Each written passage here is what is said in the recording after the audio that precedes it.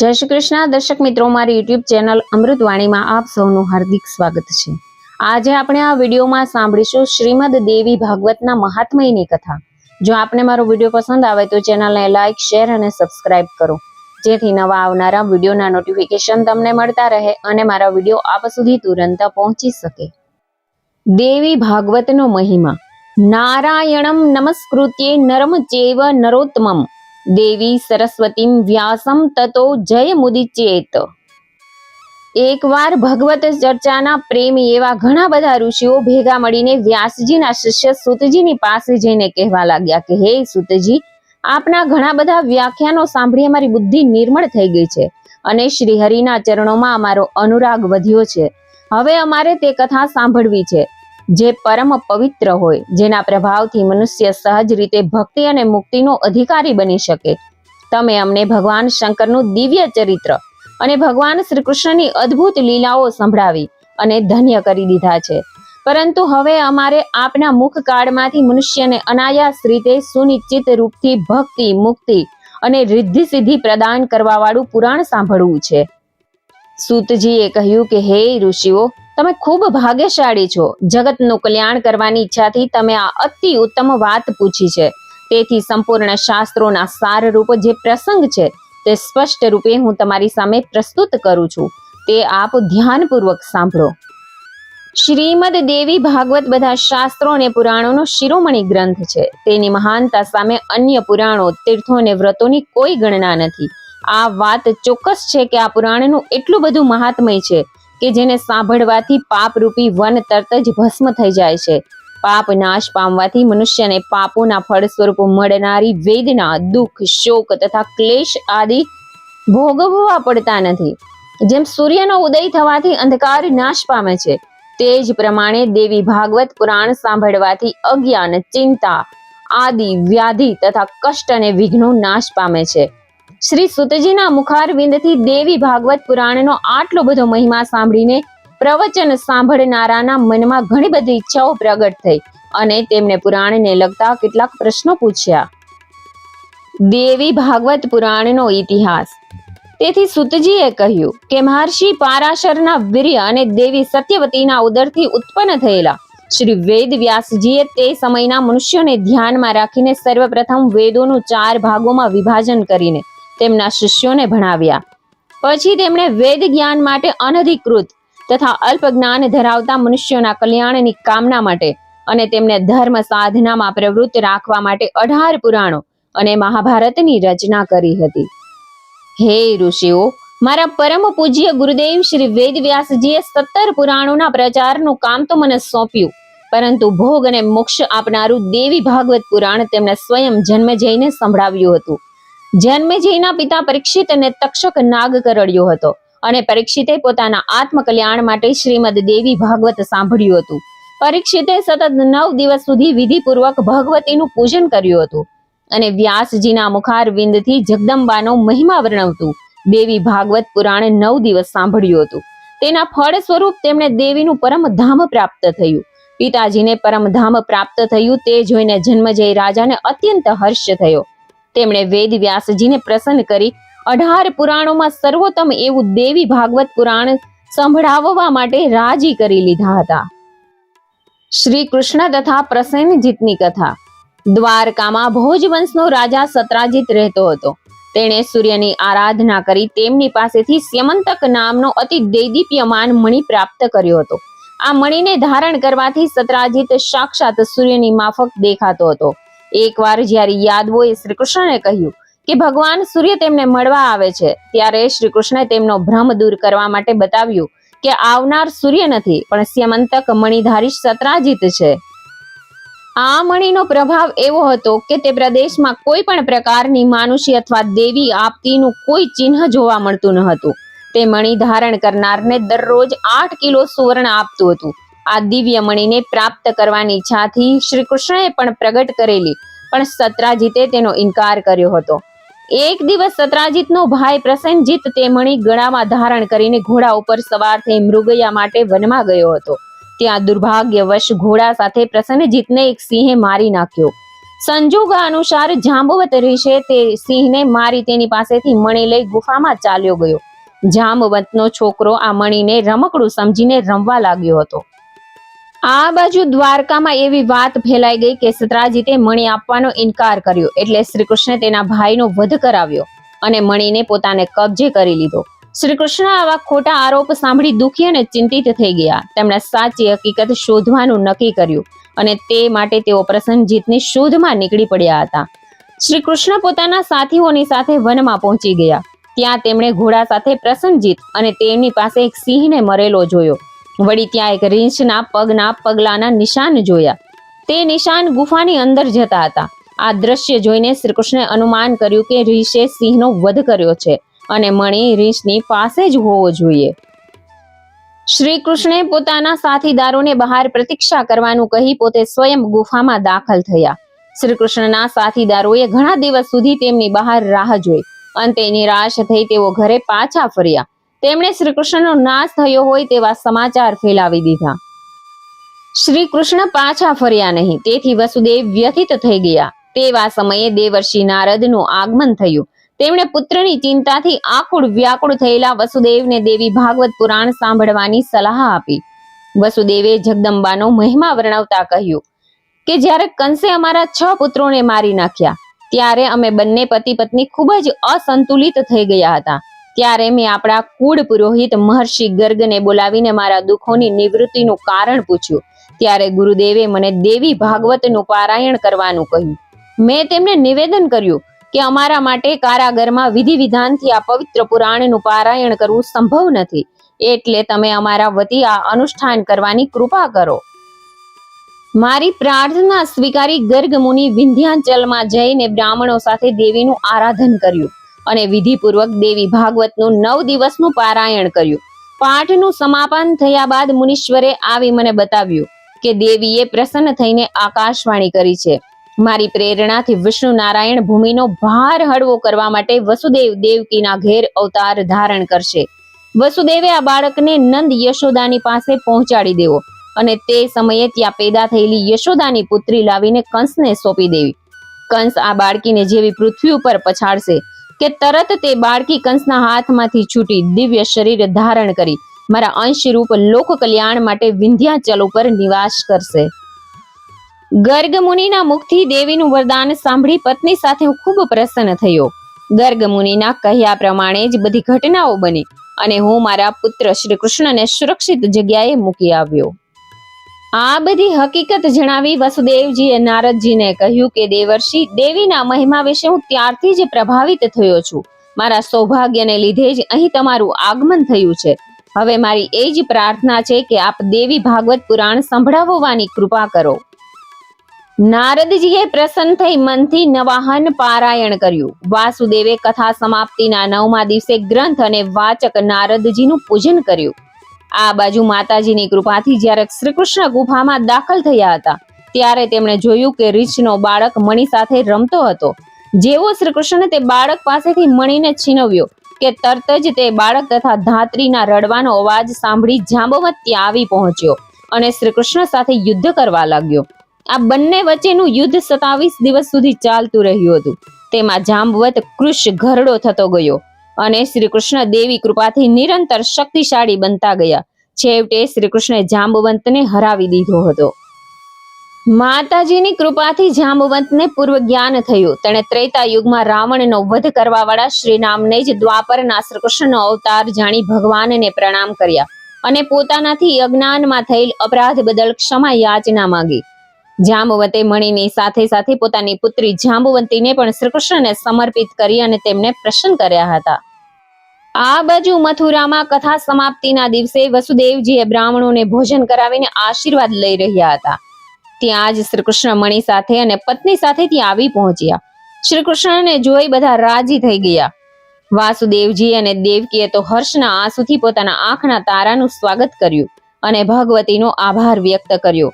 વસુદેવજીને શ્રીમદ દેવી ભાગવત પુરાણ સંભળાવી અને તેમનું કામ સફળ કરી આપી નારદજી દેવલોકમાં ચાલ્યા ગયા હતા.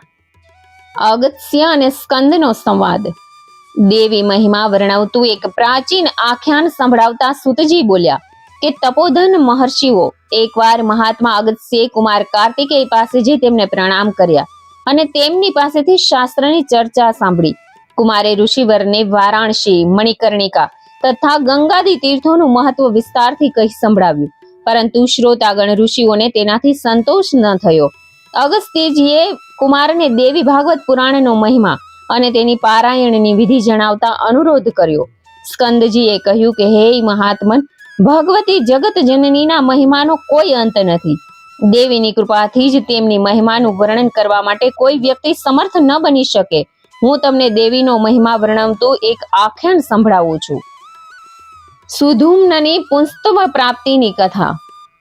વિવાસવાનના નિસંતાન પુત્ર શ્રાદ્ધ દેવે વશિષ્ઠજીની સલાહથી પુત્રેષ્ટિ યજ્ઞનું આયોજન કર્યું. પ્રાર્થના સમયે મુખમાંથી પુત્ર ઉત્પન્ન થાવોની જગ્યાએ પુત્રી ઉત્પન્ન થાવો નીકળી ગયું, એટલે શ્રાદ્ધ દેવના ઘરે ઈલા નામની કન્યા પેદા થઈ. રાજા વશિષ્ઠજીની પાસે જઈને સંકલ્પ ઉલટાઈ જવાનું કારણ તથા ઈલા ગમે તે રીતે પુરુષ તત્વ પ્રાપ્ત કરે તેવો ઉપાય જણાવવા કહ્યું. વશિષ્ઠજીએ રાજાની મૂંઝવણ ઉપર દયા ખાઈ પોતાના તપોબળ દ્વારા ઈલાને પુરુષ બનાવી દીધો અને તેનું નામ સુધુમ્ન રાખ્યું હતું. યુવાન થયા પછી સુધુમ્ન એક દિવસ ઘોડા ઉપર બેસી પોતાના કેટલાક સૈનિકો સાથે શિકાર કરવા માટે વનમાં ગયો. એક વનમાંથી બીજા વનમાં ભટકતો તે દુર્ભાગ્યવશ એવા વનમાં આવી પહોંચ્યો, જ્યાં પાર્વતી સાથે આનંદપૂર્વક વિહાર કરવા માટે શિવજીએ આ વનને સુરક્ષિત ઘોષિત કર્યું હતું. પાર્વતીની ઈચ્છા પ્રમાણે આ વનમાં કોઈ પણ પુરુષ પ્રવેશ ન કરી શકે, અને જો પ્રવેશવાની દુશ્ચેષ્ટા કરે તો તે સ્ત્રી બની જશે તેવો શાપ હતો. સુધુમ્ન તેના સાથીદારો સાથે ઓચિંતા વન પ્રદેશમાં પ્રવેશ્યો કે તરત જ તેમની આકૃતિ સ્ત્રીની થઈ ગઈ. તે બધા સ્ત્રી બની ગયા અને તેમના ઘોડાઓ પણ ઘોડી બની ગયા હતા. સ્ત્રી બનેલો સુધુમ્ન આમ તેમ ફરતો ભટકતો એકવાર મહાત્મા બુદ્ધના આશ્રમે આવી પહોંચ્યો. સુધુમ્નમાંથી બનેલી સુંદર સ્ત્રીને જોઈ બુદ્ધના મનમાં વિકાર આવ્યો અને તે સ્ત્રી પણ બુદ્ધના યૌવન ઉપર મુગ્ધ થઈ ગઈ. તે સ્ત્રી બુદ્ધના આશ્રમમાં રહેવા લાગી. થોડા સમય પછી બુદ્ધ દ્વારા તે સ્ત્રીના ગર્ભથી પુરુરવા નામના પુત્રનો જન્મ થયો. બુદ્ધના આશ્રમમાં રહેતા એક દિવસ તે સ્ત્રીને પોતાનું પૂર્વ જીવન યાદ આવ્યું અને તે ત્યાંથી નીકળીને વશિષ્ઠજીની શરણમાં ગયો. બધી હકીકત જાણ્યા બાદ વશિષ્ઠજીએ યજમાન ઉપર કૃપા પ્રાપ્ત કરવા માટે શંકર ભગવાનનું સ્તવન કર્યું. શંકર ભગવાને પ્રસન્ન થઈને વશિષ્ઠજીને કહી બતાવ્યું, સુધુમ્ન 1 મહિનો પુરુષ અને 1 મહિનો સ્ત્રી બનીને રહેશે. પછી વશિષ્ઠજીએ ભગવતી જગદંબા પાર્વતીનું આરાધન કર્યું.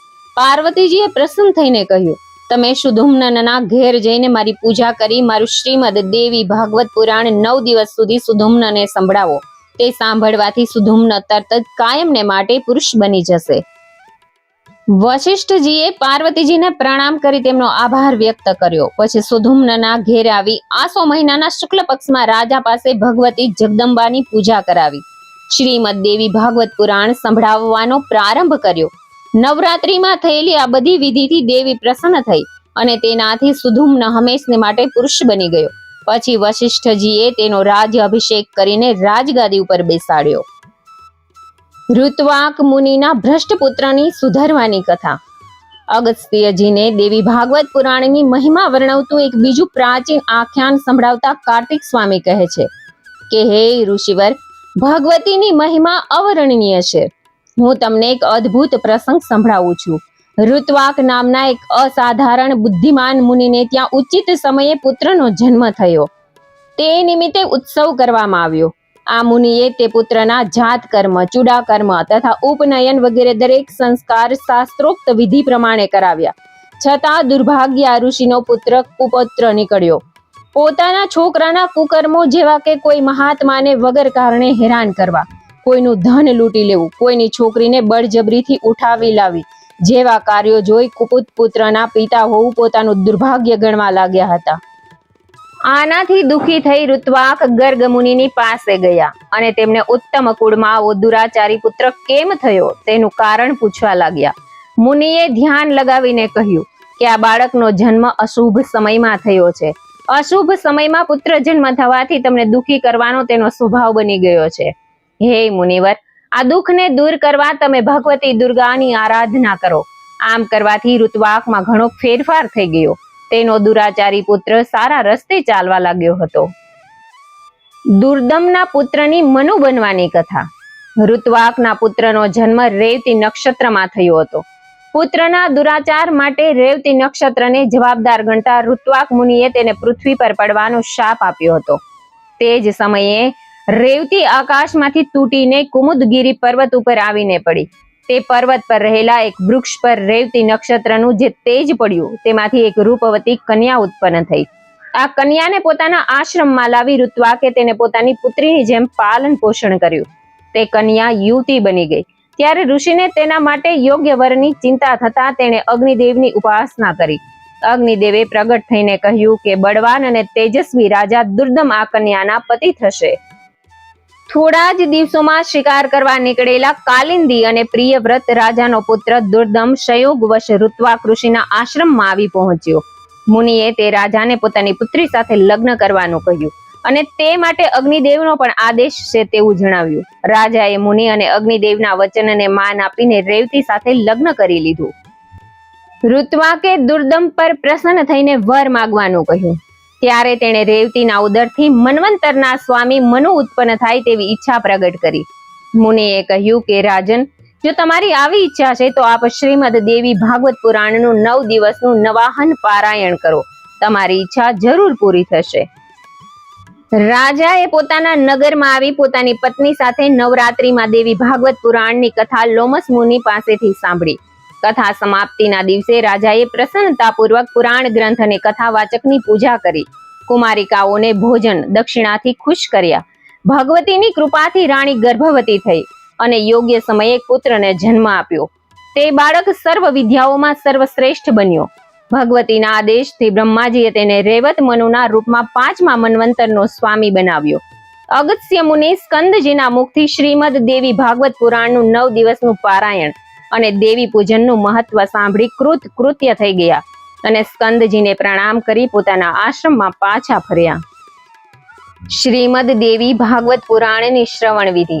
સૂતજીએ કહ્યું કે હે મુનિઓ, શ્રદ્ધાળુ ભક્તોએ જ્યોતિષી પાસેથી કથા સાંભળવાનું મુહૂર્ત કઢાવવું જોઈએ અથવા નવરાત્રીમાં તેની વ્યવસ્થા કરવી જોઈએ. નવરાત્રી આ કથાનો શુભ સમય જ ગણાય છે. લગ્નની જેમ જે દેવી ભાગવત પુરાણના 9 દિવસના પારાયણમાં સગા સંબંધીઓ તથા મિત્ર વર્ગોને તેનું આમંત્રણ આપવું જોઈએ. આપણા દરેક ઓળખીતા દરેક જ્ઞાતિના લોકોને આ શુભ અવસર પર આમંત્રિત કરવા જોઈએ.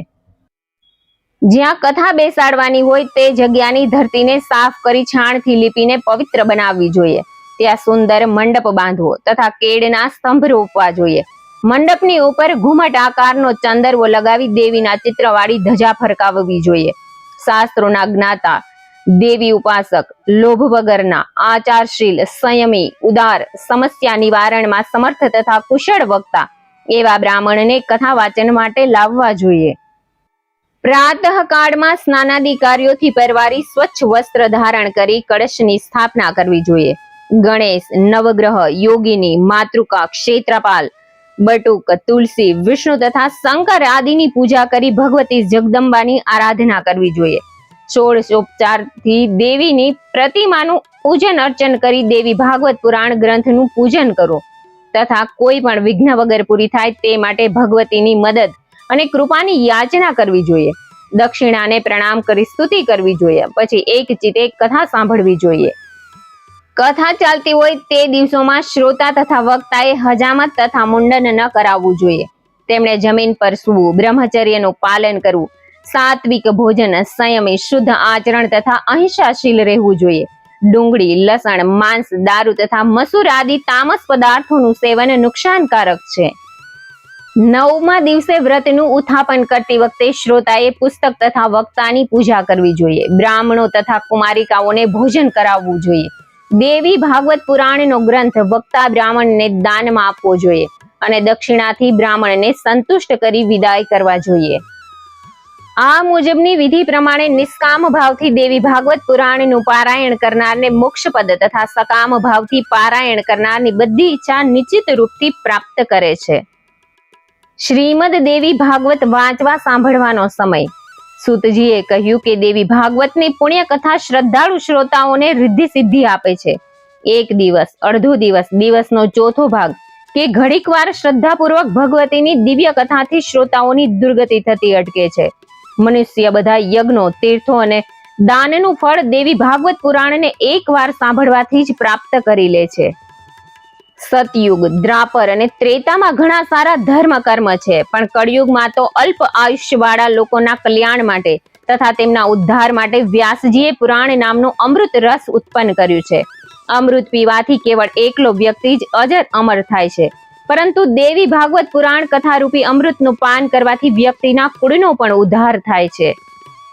શ્રીમદ દેવી ભાગવત પુરાણને સાંભળવા માટે મહિના અને દિવસનો કોઈ પ્રતિબંધ નથી. આ પુરાણને વાંચવા સાંભળવા માટે દરેક દિવસ, દરેક માસ ફળદાયક છે.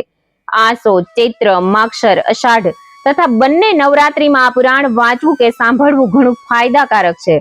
ખરી રીતે આ પુરાણ નવાહન યજ્ઞ છે, જે બધા પુણ્ય કર્મોથી વધારે અને ચોક્કસ ફળ આપનારું છે. આ નવાહન યજ્ઞથી મિત્રદ્રોહી, કપટી, વિમૂઢ, વેદની નિંદા કરનાર, હિંસક, બીજાનું ધન હરનારો, લંપટ, અભ્યક્ષલક્ષી, ગો દેવતા બ્રાહ્મણની નિંદા કરનારો, ગુરુનો દ્વેષ કરનાર જેવા ઘોર પાપ કરનાર પણ શુદ્ધ અને નિષ્પાપી થઈ જાય છે. જે ફળ ઉગ્ર વ્રતથી, તીર્થયાત્રાથી, યજ્ઞથી કે જપથી મળતું નથી, તે દેવી ભાગવત પુરાણના નવાહન પારાયણથી પ્રાપ્ત થાય છે. દેવી ભાગવત પુરાણના અર્ચન પૂજનનો મહિમા વર્ણવતા સુતજી કહે છે કે આસો મહિનાની શુક્લ પક્ષની અષ્ટમીએ સુવર્ણ સિંહાસન પર શ્રીમદ દેવી ભાગવત પુરાણનું સ્થાપન કરી બ્રાહ્મણોને અર્પણ કરનાર દેવીના પરમ પદને પ્રાપ્ત કરે છે. આ પુરાણનો એક અથવા અડધા શ્લોકનો દરરોજ નિયમિત પાઠ કરવાથી ભગવતીની પ્રિયતા પ્રાપ્ત કરે છે. દેવી ભાગવત પુરાણને વાંચવા સાંભળવાથી મહામારી, અતિવૃષ્ટિ, અનાવૃષ્ટિ, ભૂત પ્રેત બાધા, દુષ્ટ ગ્રહયોગ તથા આધિ ભૌતિક, આધિ દૈવિક અને સાંસારિક કષ્ટ શાંત થાય છે. આ પુરાણના પારાયણથી દરિદ્ર ધનવાન, રોગી રોગમુક્ત તથા વ્યંધા સ્ત્રી પણ ગર્ભવતી થઈ જાય છે, તેમાં કોઈ સંદેહ નથી. જો આપને મારો વિડીયો પસંદ આવ્યો હોય તો ફ્રેન્ડ્સ અને ફેમિલીમાં જરૂરથી શેર કરજો. મને સાંભળવા માટે ધન્યવાદ. જય માતાજી, જય નવદુર્ગા, જય જગદંબે.